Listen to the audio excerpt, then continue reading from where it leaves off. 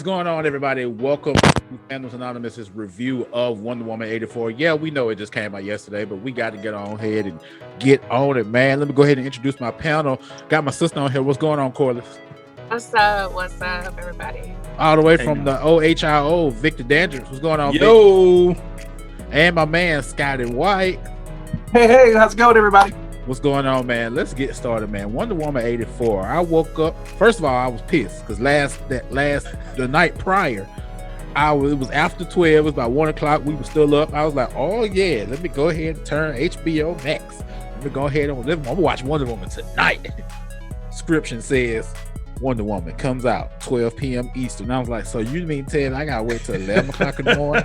You told me it was coming out on Christmas.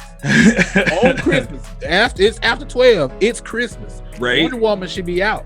So I had to wait till early that morning. Go ahead and I turned it on. And this is one of the things that you have to pay attention to with movie studios. When they make decisions like we're going to put it on streaming or any other type of harebrained decision that doesn't match up with how movies do, it makes you wonder, do they believe in this movie? Does the studio actually believe in this movie? Because when you do stuff like coming to YouTube, the first 3 minutes of the Wonder Woman movie, why would you put the first 3 minutes out of a movie that's supposed to be this big blockbuster that you put so much time into and you love so much? Why are the first 3 minutes of this movie out? And that leads me to my first point of my notes. Long, overbearing opening scene. That scene in that long opening scene did nothing with the rest of the movie. Whoa. I will interject, sir. Go ahead. On your second viewing, that's when you'll see what the point of that scene was. You have to watch the movie twice, though. But why do I have to do that, Vic? Why do I have to do that? Now, should you have to? No, I can't speak to why you should have to, but you will absolutely get it once you watch it the second time. That is probably the worst thing in the world to say, but it's elaborate. Okay. So, number one, to your first point, the marketing behind it was a ploy that they were trying to recreate what Christopher Nolan did with The Dark Knight. Remember how the first, was it 4? No, it was longer than 4 minutes. Like, it was a good, like, that first scene was a part of the, right? It was part of the extra features. The bank scene pretty much like, was their intro. They did that as an intro piece, and I can't remember what movie it was a part of. Dark Knight.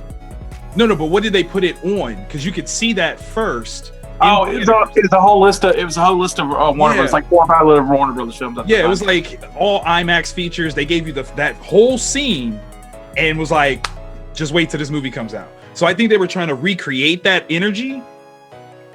Did it work? That's hard to say. But I'll put it to like their numbers. That's what their thoughts were. If you look at that whole opening scene, it is essentially the theme of the movie that you have to. Yeah, see, Corliss is with me right here.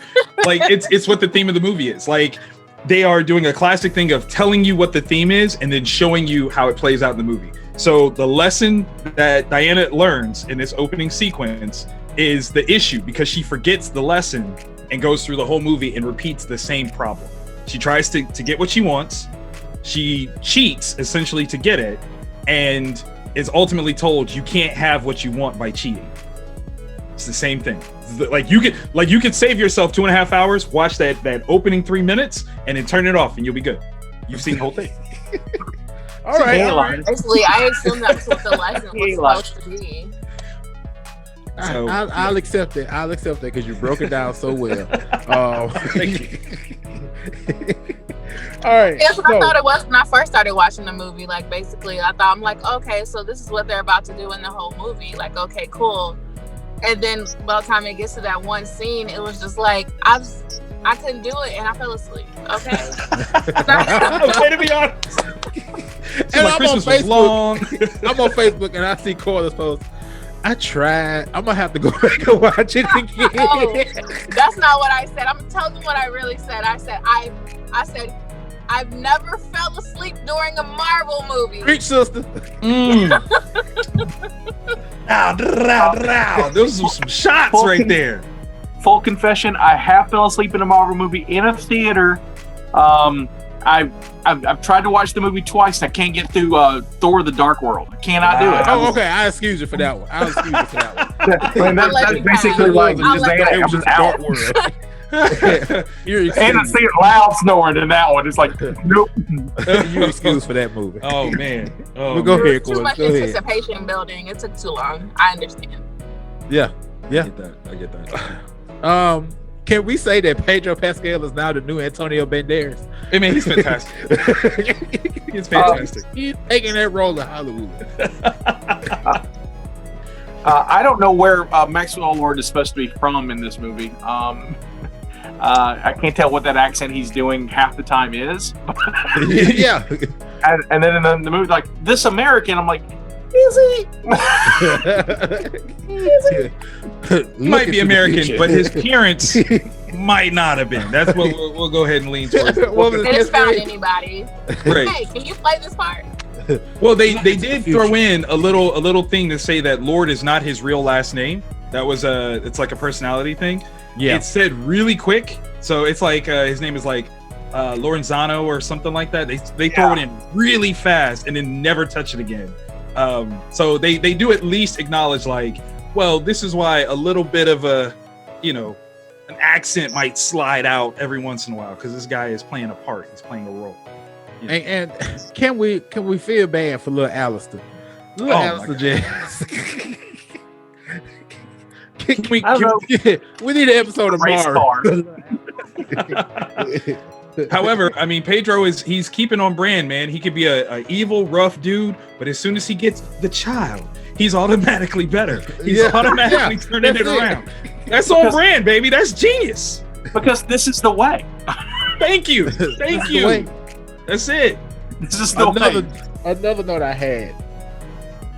Is this the Wonder Woman TV show from the 80s, or was this the Wonder Woman movie? Because I felt like it was so campy, cheesy. It was real cheesy. I mean, am I the only one that saw that? No. They kept trying to make a build up and it just wasn't happening, like, whatsoever. I lost interest. That hurts. Fast. Yeah. Like you are probably the core demographic that they're aiming for. And if you're like, exactly my point, and I was ready for it. I didn't even know it was coming. At first, I saw the previews or the on YouTube like this summer when they were like releasing all the stuff from Marvel and DC and everything that was coming out next year. So I didn't know it was coming out Christmas. So when I was like, oh yeah, I'm gonna go watch this. When I tell you, I went and saw my family early to go home to watch this movie. All right, y'all. Okay, to bring your gifts. Can I get a plate of turkey? I'm going. Right. My mom's like, where are you going home? Wonder Woman 84. I need it. I love you. You know I do. Wow. Call on the way. Mama, fix my plate. I'm on the way. I'm going to get something. I'll watch Wonder Woman. Wonder Woman. That was it. Oh my goodness. I watched this movie with the mindset of Wonder Woman 1. And people rag me so much because I bash DC so much. I only bash them when they do wrong. That's my whole. I bash them when they do wrong because I watch more DC content than I do Marvel content, because you only get 3 Marvel movies a year. So when it comes to DC stuff, I'm watching 6. Used to be 6 TV shows on the CW. I'm watching Arrow, Flash, Legends of Tomorrow. I'm watching all of that. So that equates to more DC content. And I watch all the DC movies, the animated movies. You know what I'm saying? All that. I'm not gonna lie with you like that. You said what? I've seen Iron Man at least more than 300 times at this point. I have not. I will not. I have not gone back and watched Iron Man. I will say that I find it interesting that Warner Brothers can get DC television so right and DC films so wrong. It's really interesting how they can't get it on the same page. I'm gonna tell you what it is. What it is it's TV. We're gonna let them do whatever they want to do over there in the corner. Okay. I think it's a difference between production and writing. Correct, because then you have Greg Berlanti, one of the greatest producers of TV in the universe, right? Modern universe. But what it is we're gonna let them do whatever they want to do. But if we want to do something, we're going to admonish them and tell them what they can't do. Prime example, Deathstroke leaving the Arrowverse. Mhm. Prime example, you can't do Green Lantern because we're going to do Green Lantern. And then what makes me mad, it reminds me of something that happened in my childhood. Everybody remember DZ Discovery Zone? Of course. Okay. There was a DZ Discovery Zone in Mobile. Chuck E. Cheese bought the building for DZ and was putting DZ out, and they were going to move Chuck E. Cheese into that building. And they never did. That's how I feel about Warner Brothers when it comes to... Wow, that's a deep cut, bro. That's how I feel about it. That's how I feel about it. And now that building that was where Chuck E. Cheese was going to be has been torn down. That's Chuck E. number Cheese one. is still sitting in that same original building since the 80s. Can we talk about first about how wait, gangster I got you Chuck E. Cheese is for that? I got you beat, right? So I'm so old. I remember that Chuck E. Cheese was a Showbiz Pizza in Mobile. Whoa! See? Showbiz. Same building. Same building. Scott, and then Art, tell me, so he can vouch for it because we're from the same area. Yeah, That same Chuck E. building. Cheese is still sitting in that same building. They never moved to that Nearly 40 years. Wow. Nearly 40 years. Has to be nearly 40 years. Same building. All they did was update the outside, repaint it, do the new Chuck E. logo, and still sitting in the same spot. So that's how First, I I feel gotta about it say when it that's comes games in to it. yeah. And then it gets overshadowed because they threw a Starbucks in front of it. So, It's true. I don't wear for it. Turnabout is fair play, okay? Turnabout is fair play. so that's how I feel about when it comes to DC movies and DC TV. They tell them they can't do something, and then they never do it themselves. Or if they do it, it ends up being horrible. Mhm. And like I say, I went through this movie expecting a great sequel to the first Wonder Woman, because after I watched the first Wonder Woman in theaters, I literally stood up in the theater and clapped because it was that damn good. It was a good movie. That first one was a good. Oh, they go Vic. Well, I just want to know what movie you saw. I just want to know what movie it was. For me, Before you get in there, Vic, what it seems like to me, he's like a battered wife who just gets like a piece of candy. He's like, DC's gonna treat me better. It's gonna be good. This look.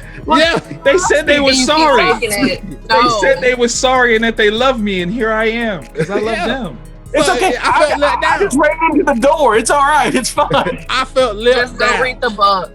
I felt left down because I enjoyed the first Wonder Woman movie. It had the action, it introduced us to the character, it put us in a story where Wonder Woman could thrive and be Wonder Woman, learning to be Wonder Woman, all that good stuff. And then you put this one out, and then you make it into an 80s TV show. I don't know. Corliss, what you think? I feel like I'm trying not to shit on it so bad. Fellas, don't choke yourself out about this movie. You really look like you're doing that right now. Don't do that. Don't. It's not worth it. It's not worth it. Wonder Woman. I am.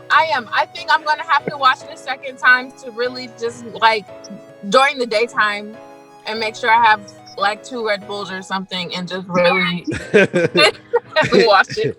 Cause I was disappointed already and I haven't even finished it. And then while I'm watching it, I scroll on Facebook and people are like, man, I'm mad I wasted my time watching it. And I was like, don't say that. I just started watching it. Like, but the beginning was like, it just started getting slow within the storyline.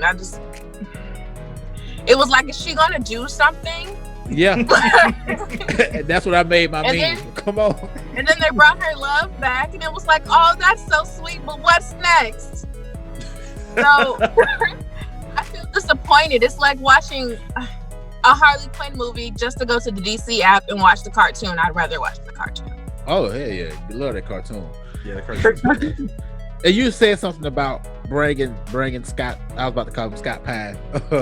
Bringing Steve back. Yeah. Why? For what? I mean, I get it. She made the wish on the stone or whatnot. He's back, but he's back in another guy's body.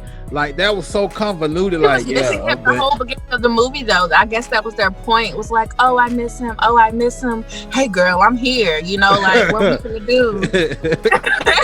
I'm here. I'm in another guy's body. Then she about to karate chop the dude. She was like, "How do you know that phrase?" Like it's not a normal phrase. Here we go. Another DC Being like that movie with a whole dealing name. with the phrase. Martha, what do you know that name? I can defend that phrase. I have defended that phrase successfully since 2016. I have. We can do this some other time, but okay. I have defended that one. I'm with you. I love BVS. I'm a huge fan. I enjoyed it thoroughly up until there's a point. I'm with you till I can't be with you. That's what my mother always says. There's a point where I have to draw the line on BVS where I'm like, okay, they went too far. But that phrase is one of the most genius things in all of cinema, and I will explain it after we're done here for you guys. You mean on the same way, but my problem with BVS is like, why did it make Doomsday a booger? I don't understand that. Why did it make a booger? Giant snot movie coming out of like really out of they borrowed the screen test for Abomination from the hook away. But like Marvel, you using that? Let's borrow that for a little bit. Put it in a little more greener. Can you send me that file, please? But it's like you bring him back. He's in another game. Yeah, I just been sitting around on this. They have to have a love interest, though. Any plastered Wonder Woman movie. Listen. Any I'm a grown plastered man. movie. Come on, think about it. In any DC movie, there is always some type of love interest, whether it's a hate love or a love. It's like it has to be one there that all of a sudden. So, my question is what interaction did they really have that lasted for her to obsess over him for 67 years? I mean, like that. He was the first man she's ever seen. You have to think about that. First loves are strong. First loves are strong, especially in cinema. First loves are strong. I totally understand that, and I respect that. Excuse my language, but the first king is always the best.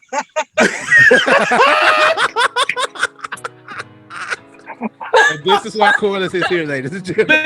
Listen. But the thing that's the issue is what you just said kept it 100. The first, but he was the first and the last. She ain't even hollered at nobody since. Like that was it. Like that's such a bad move. And in fact, she was mean about it. Like Diana was really kind of rude to any guy that approached her. Yeah. Throughout the beginning of this movie, it was off-putting. I can't even side with her. Like, get away from me. Get out my face. I'm not gonna lie, she needs some therapy. I mean, she needs to work out some issues. I mean, there's some of that, but I mean, I get the first love thing. I really get it. So yeah, that's a beautiful thing for the first 20 years. I'll give you 20 years. She just hadn't found someone to match up to Steve. I mean, it is Chris Pine.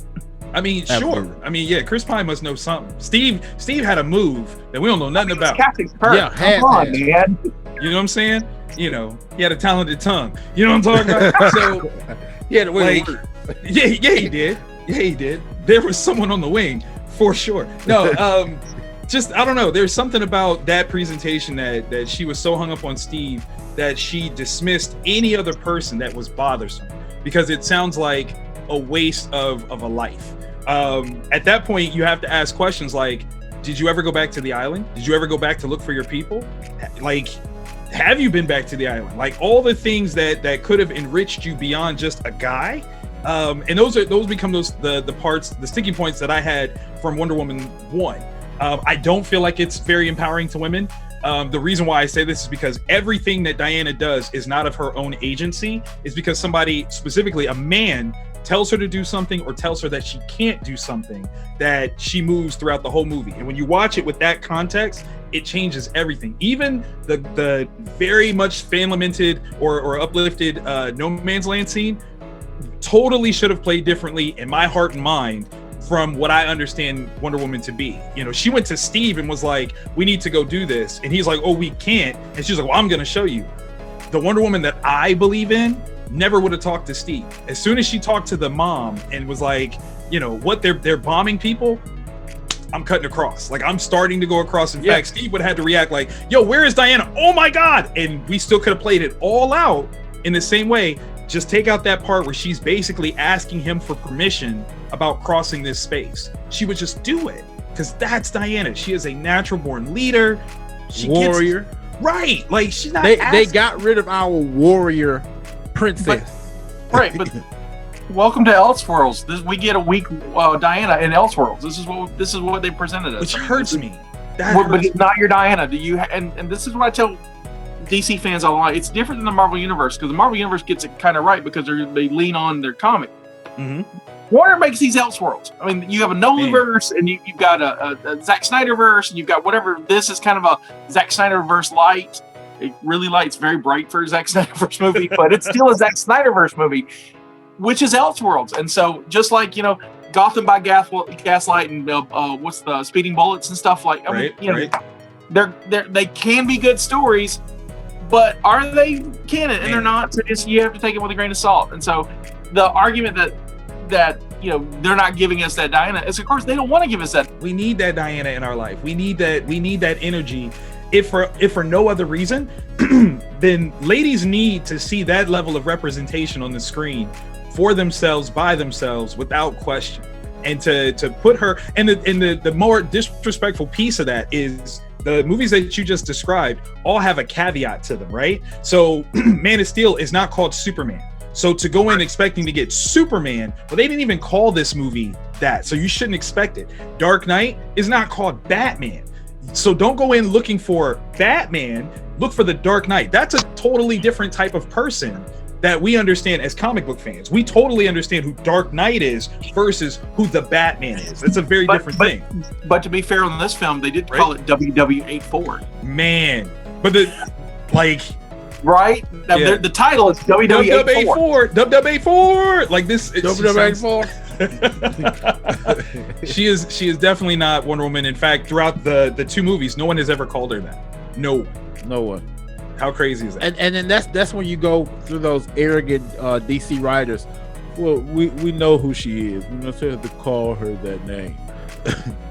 but you're playing on that fact. Then tell that story.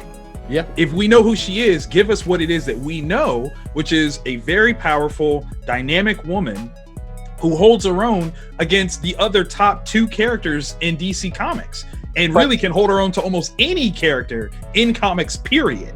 Okay, so bring it back down to the cinematic universe that we're in. No one knows her.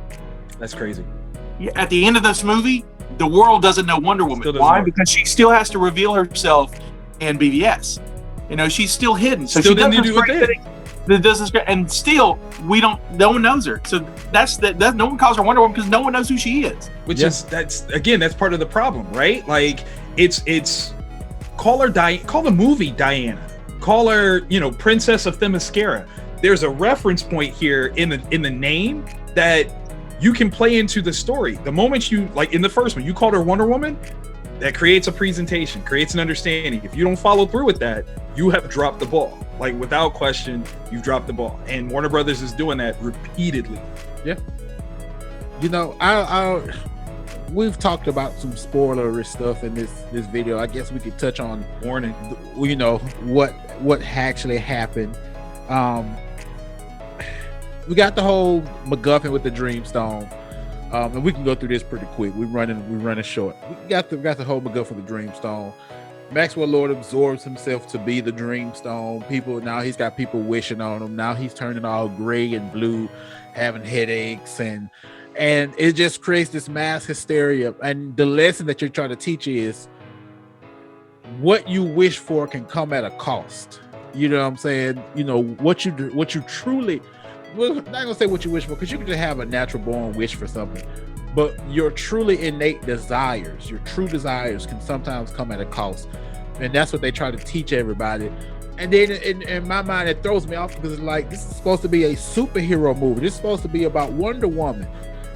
I don't want you to teach me anything. I want to see superhero stuff. Am I the only one that feel like that? Yeah, it's like she's still trying to figure herself out, and she should have did that in the first movie. Yes, I agree with that. Absolutely. Yeah. I don't mind being taught stuff, but teach me through the right example. Like there are characters that tiptoe into, not rightness, right? I'll give you not right, and then there's wrong, right? There's a difference between those two. So like throughout this movie, Wonder Woman, first of all, Wonder Woman was a cameo in her own sequel. Like let's keep that 100. But Diana, through most of this movie, the things that she did, they were wrong. Like not even just not right, they were wrong. So like the example that I give to anybody to determine what that means is in the Spider-Man mythos, when Peter has the opportunity to stop the guy that ends up killing Uncle Ben, he doesn't And he's like, that's not my job. That wasn't right for him to say that. Like, he had the ability, the power to do so he could have, but what he said wasn't wrong. It's not his job, but he should still have done it because he has the power and the responsibility therein. Diana, literally in this movie, knows that there is a guy who is living, breathing, has his own life that Steve is inhabiting, and at no point does she make it her priority to give that guy back his life so that she can have Steve, which is what she wants. That's wrong. Like, that's not even like not right. That is wrong. You are literally taking someone else's life. Yeah. She didn't care. We can't have heroes like that. Yeah. We can't have heroes like that. You can brighten up the color scheme as much as you want. That's one of the darkest things I have ever seen in a superhero movie. Again, put it back in your the human side, though. Put it back into the cinematic universe. It's the heroes we've got. We've got Batfleck running around with machine guns killing up goons. We have Superman breaking people's necks. This is the cinematic universe they've given us. And this is, No. That's still more comic booky than not, though. Yeah. Like, Batman definitely used to carry a gun. He used to pop gangsters. Right. Superman definitely killed Zod in the books.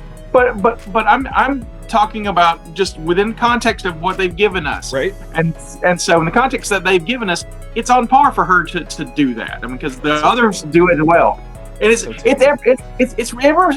totally agree, but Warner Brothers doesn't care. They're just like, whatever. The kids will watch it. Listen.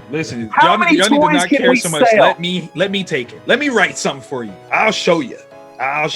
Let me be on board. But you know how that works. And then, I mean, you can write it all day long you want to. A director's going to take it and rewrite whatever he wants, or he or she wants. Let me write it.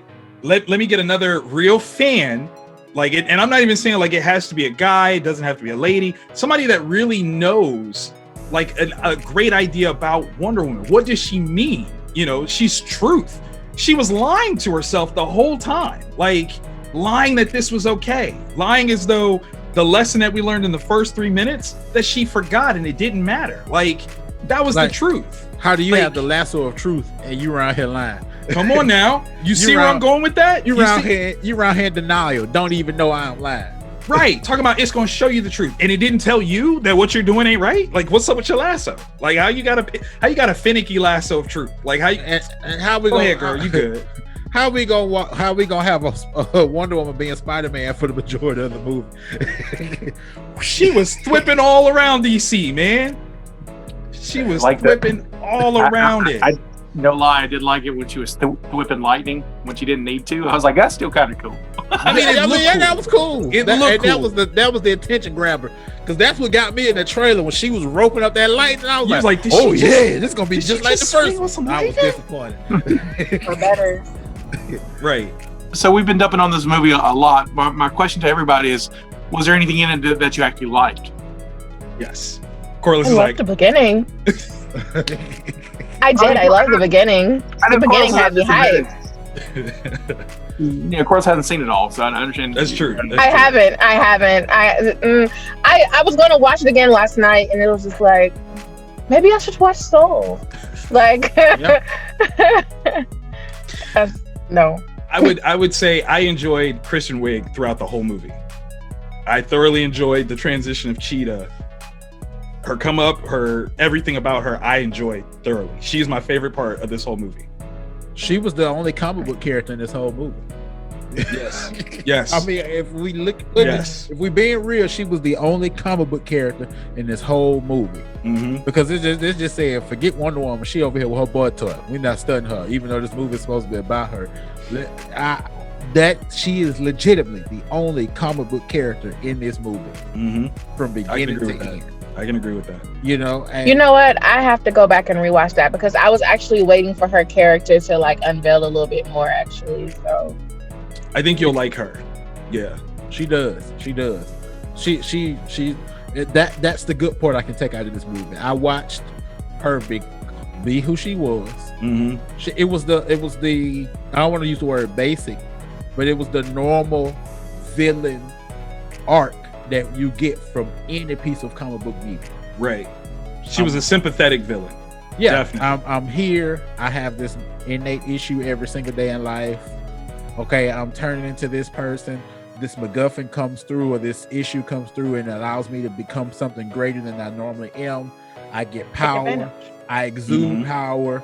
I get brought down. That is the normal villain art that we get with any comic book movie. That I liked out of this whole movie. Yeah, I mean, just keeping it real. Yeah. What about you, Scott? I also really like Kristen Wiig in this film, even though that Kristen Wiig is funny. She's funny for a reason, but she's also one note, especially in this film. She's a collection of our SNL characters, and that's fine. It works. It makes me laugh. Yep. She's quirky and weird, and so I like that. I actually like Maxwell Lord. I thought he was sympathetic too toward you. I mean, Pedro Pascal in his weird character, he was a character, and it was interesting. I followed that journey. I liked the end of it. I was happy that the CGI fight between Cheetah and Wonder Woman wasn't as terrible as every other CGI fight we've had. I'm also glad that there was not a giant CGI fight at the end where she has to fight some god or something that looks terrible. So, I also thought, while cartoonish, they captured some of the fun of the 80s. And my favorite scene in the whole movie is, my favorite thing in the whole movie is watching Steve just interact with the 80s. Oh my God, I tried to make this bike work, and it was an exercise bike, and him dressing and talking to the trash can and the escalator. Those are all fun scenes. Yeah, exactly. And so, for me overall, I mean, that was enough to go, yeah, man, it's a good movie. It's all right. Yeah. I'll give you those scenes. One of the things for me was when they were in Egypt and they running down that long strip of that street, and those kids in the middle of the street, and Diana swings through, grabs those kids, and when they smooth to the scene of her rolling on the ground with those kids, them kids are dead. Oh yeah, they were no. It's very visible. That was the two mannequin dolls. Yes, you can definitely see it. You can definitely see it. Oh my God! I was like, listen, the editing process, that was one of the reshoots that they didn't get to due to COVID. That's what we'll say. I'm just gonna go ahead and give them that one. Them two mannequins are the JCPenney Boys and Girls Collection. Yeah, you definitely. I looked at it, but I was like, never mind. You definitely see them. I just started. I was my little notebook. I was like, they like we didn't see them two dolls. we just gonna go ahead and just kind of. No, it's cool. No, it's cool. I'm not gonna overlook that. I'm not gonna overlook that. I saw them two mannequin dolls from out of the Boys and Girls Collection of JCPenney. I seen it. I saw it. Oh my God, that's hilarious. I just. This movie could have done so much more, because when you deal with Wonder Woman, you're dealing with the gods and you're dealing with mysticism and you're dealing with the Greek mythology. And they always, in the first movie, they did better with it. Then in the second movie, I would expect you to do a little bit more with it.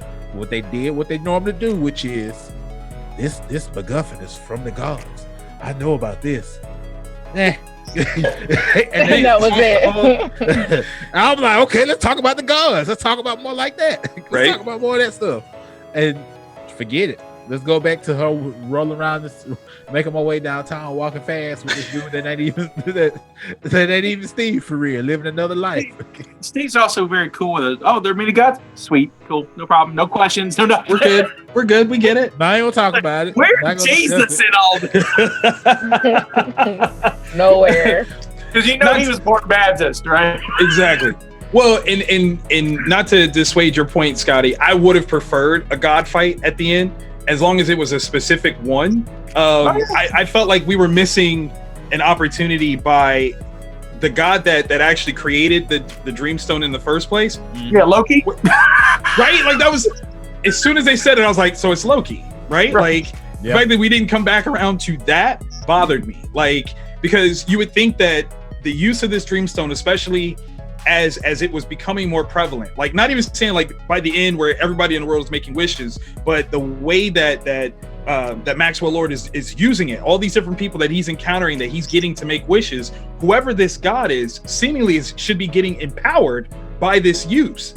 Where are they? Like, what are they doing at this point? You know, are truly all the gods gone? Well, then we need to address that. Like, let's talk about that. Like, that's a story. Let's talk about the itself. new gods and the old gods that we've yet to discover in this DC cinematic universe. Boom, boom, boom, boom. You see, like, you set things up in a way that makes it so brilliant because, like you guys said, the biggest thing that we have to judge this on is its placement within the greater DCEU. And there are so many times that they fail to really put it into a context with everything, right? Like, it's one of my biggest gripes about Justice League. One of my biggest gripes is when they do the early attempt of Steppenwolf to invade and they show all the different factors of people that are fighting. It's cool that you put Zeus in there. Good job. Yeah. That was awesome. Who would have been better is Black Adam. Put Black Adam in it, or call him Mighty Adam, and have him be a person that's fighting. So when you reference him later on, it's not out the blue. He's been here. Like, create the continuity that you're going to refer back to later on, because that's one of the things that Marvel is killing you on. But they're not going to do that. That's the problem. they're not going to refer back to anything that they do, because you announce Black Adam and 6 movies come out and we still haven't seen Black Adam yet. Not a thing. Now The Rock is starting to get fit for Black Adam. Right, and then when you show something for Black Adam, it's like, oh, here's some concept art. Meh. We didn't need that. Like, give me something for real. It just hurt. But Corliss, let me clarify my point real quick. Let me clarify my point. It's not the fact that there is a CGI battle. It's the fact that they're terrible CGI battles. It's a bad one. Yeah. Like, look, in game, I believe Thanos is on screen. I know he's not real, but it looks so good. Whoa. What you mean he's not real? La la la la la la la. I got you. I'm rolling with the great makeup. I got you. I'm with you on that. Thank you. But when I see Ares and Steppenwolf, when they look like really bad PS3 renders, I have a problem with that. You had to be so mean, Scotty. That was mean. No, truthful. The truth hurts. Then we learned that in this movie. The truth hurts. The truth hurts. If I had a wishing stone, I just wish they had better CGI. Come on. Corliss, looking at this movie from the outside, how did what you see in the trailers capture your attention from the movie? Were you able to transcribe it? It wasn't the same. Y'all should have just gave me the trailer. Like, it's not like you said when he finally got the stone and he took all the power in and he was like, oh, it was just like he was making things happen, like it was some silly rabbit tricks for kids magic or something. Like, nothing else happened after that. It was just like, oh, we gotta go get him, let's do this. Oh, I'm Wonder Woman. Like, where's the rest of it? So give me the trailer back. Yeah. Because he absorbs all the dust from. I thought it was going to be more hype, more build up, more of a better storyline. It's just like it was like a cut and paste. Like, oh, here's a love interest. Ooh, here's a steamy beginning to let you know what's going to happen in the movie, and then you give me nothing. It was a bottomless plot. Yes, basically. It was bottomless. It was just like they were just throwing stuff in there, like a smoothie. Just throw some fruit, some seeds. That's it. All right, you got it. Here you go. Have a good day.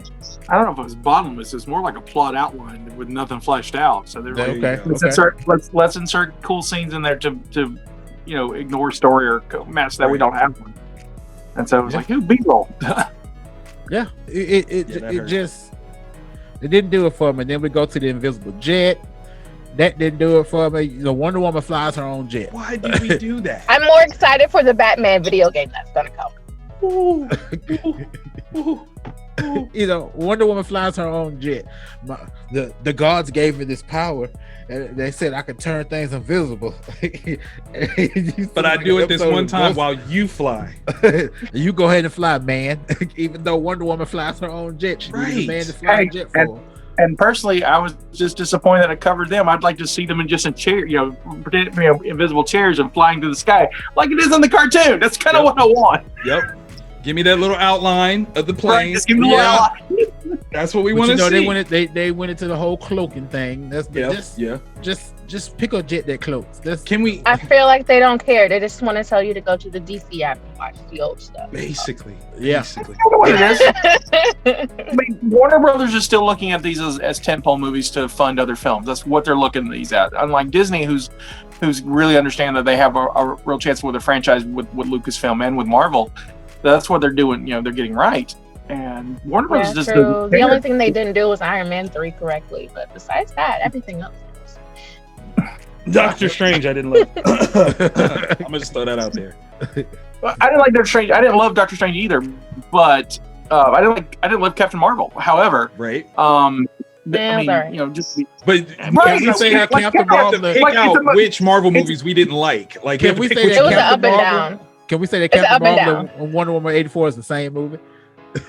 very close, very Yeah, close. they are close. They are very close. They're Wonder Woman 84. Excuse me, WW84 was missing. I feel like I got a few more exciting moments. Oh, definitely. Out of Captain Marvel, Definitely did. Yes. I Yeah. get that. Well, to be fair, you probably finished Captain Marvel and you haven't finished WW84. So that Because I says a didn't lot fall already. asleep. See, that's what Because I'm I saying. didn't Like, fall that says a asleep. lot right there. But again, back to my statement, I've never fallen asleep during a Marvel movie. Like, that hurts. That hurts. And then we also look at the admit fact I have. that now she can fly now. Yeah. Can she? Can she? Like, was it just a moment? What happened? I don't understand. I mean, she did it again at the end of the movie. Yeah, she did. Because Steve taught her to fly. Listen to the wind, Pocahontas. Listen to the wind. You got It this. was about the love. For the colors. Sorry, Oh my I'm Native God. American. I can make that Have joke. you No, ever listen. seen the- It was right on time, sir. Right on time. That is a poetic statement. Yeah, there's a lot bad there, man. A lot. Bad. A lot. It still comes back to that thing where they built a shared universe without really thinking of how this works. If Diana was active up until 1984, right? Then when Zod came to Earth, where was she? Like, you're creating questions that need to be answered because you're creating this shared universe. Answer the question, where was she?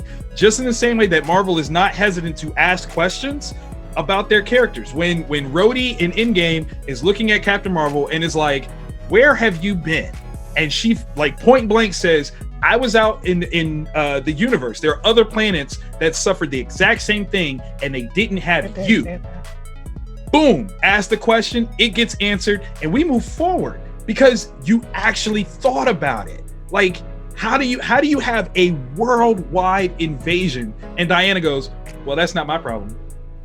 Well, it's because they She was too busy decided to go backwards instead of forward. So let's do a sequel. Let's do a sequel that's technically a prequel to what we have, and then we don't have to explain anything because we didn't explain anything in the last movie. So it just happened, and we'll just ignore it. That's another big question. Why did we go backwards?